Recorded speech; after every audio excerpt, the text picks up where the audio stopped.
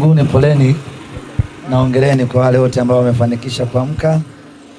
Leo ndo tunakwenda kwenye tukio letu ambalo limetuleta hapa Ngorongoro. Maelekezo ambayo tumepewa na wataalamu hapa ni vema na muhimu tukazingatia, tuache ujuaji. Tunakwenda kwenye mamlaka nyingine, lakini tunakwenda kwenye dunia ya viumbe wengine. Huko tumezoeana sisi wenyewe kwa wenyewe, tunajuana. Ukimwambia Juma pisha, anapisha. Huko tunakwenda kukutana na viumbe wengine wasioelewa lugha yetu. Kwa ni vema tukaishi kulingana na mahitaji, kanuni na sheria za eneo husika.